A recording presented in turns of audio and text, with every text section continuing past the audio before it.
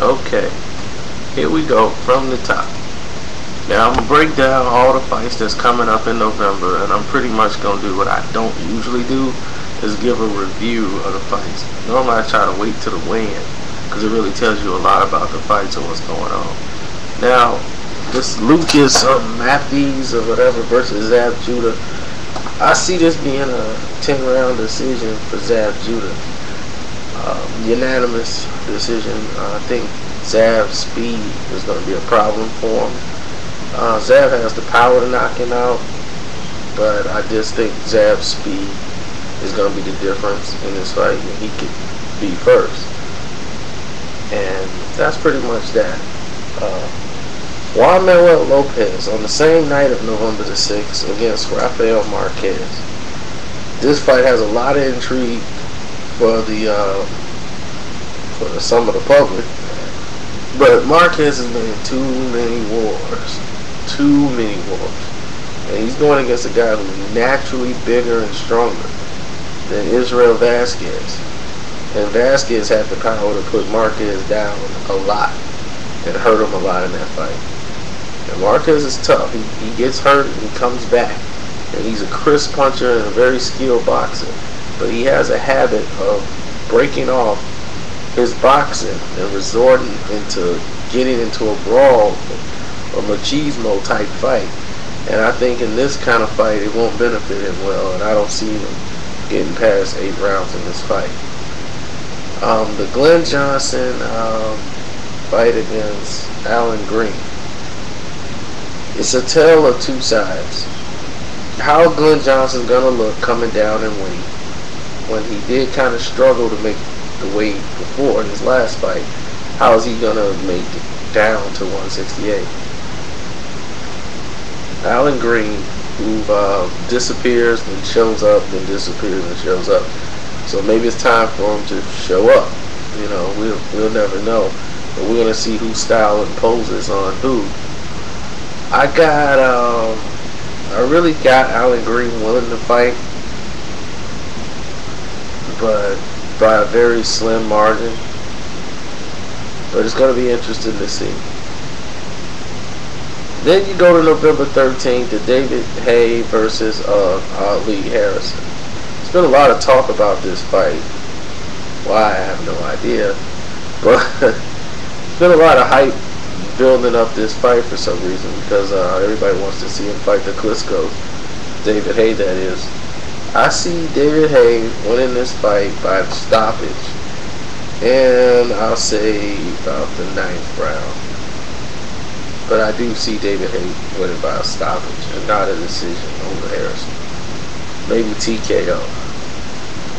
Then they got from Dallas, Texas, on the same night, the Manny Pacquiao-Antonio Margarito fight.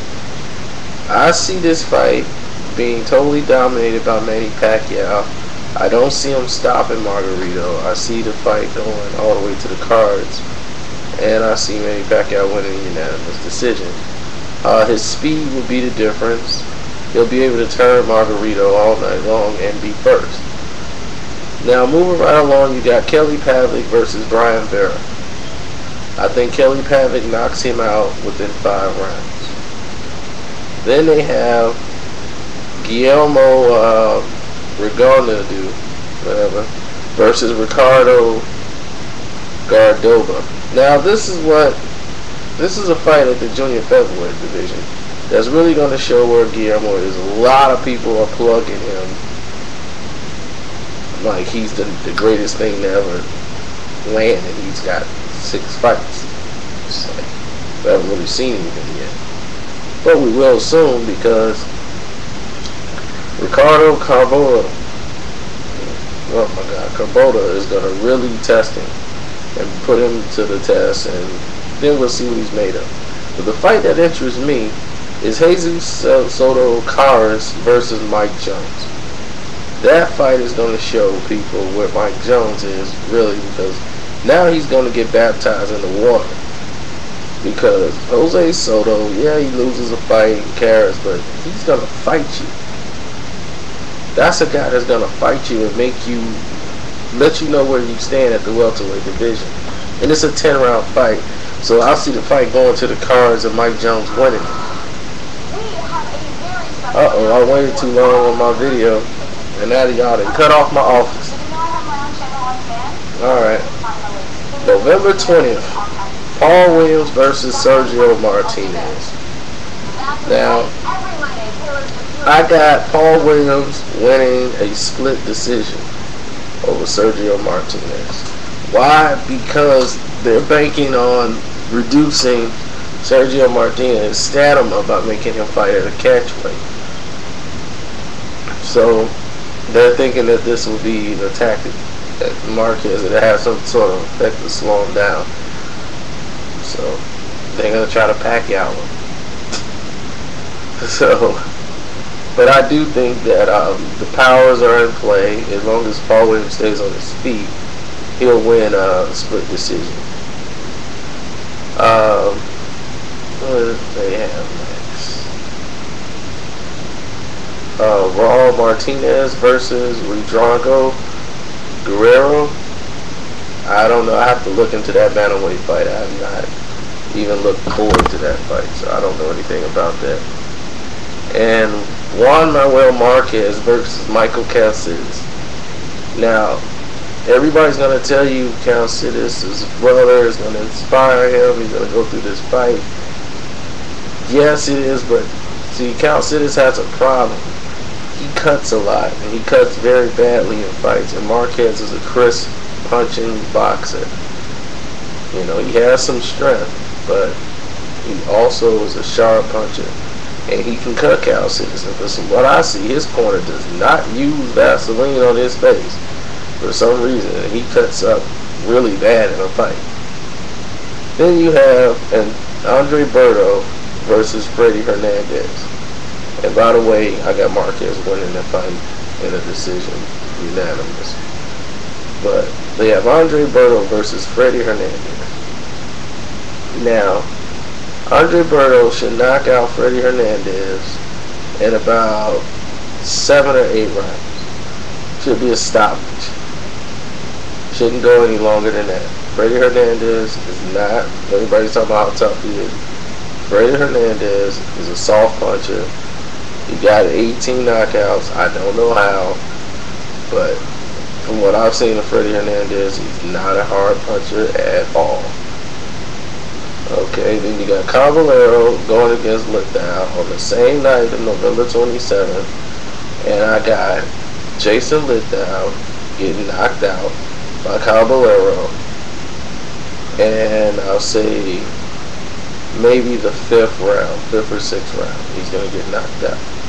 And it's a 10-round fight too, so they're really trying to see if Lithgow can get to the cards. I doubt it. He'll be out in 6.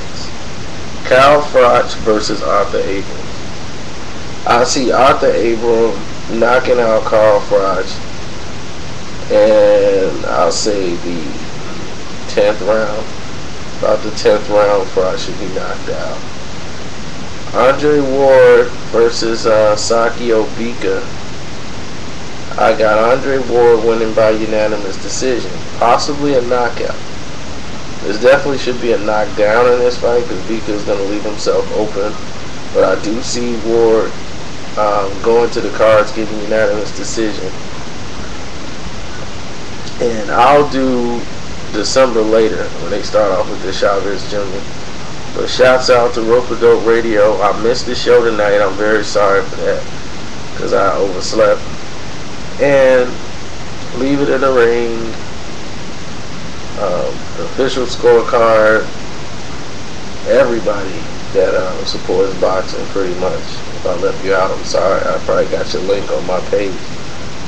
And to the other ones that's out there watching all my videos, there's a couple of haters out there right now that's got some crazy videos where this dude used to be a friend of mine. What he did was go ahead. If you're on my Twitter, you already know, but he went ahead, made a video talking about how I owe him money because he pulled out of a trip that he paid for and put a deposit down for. And when you put down a deposit, my money was mixed in it as well, so we all had to go on the trip. and everybody lost money, not just him.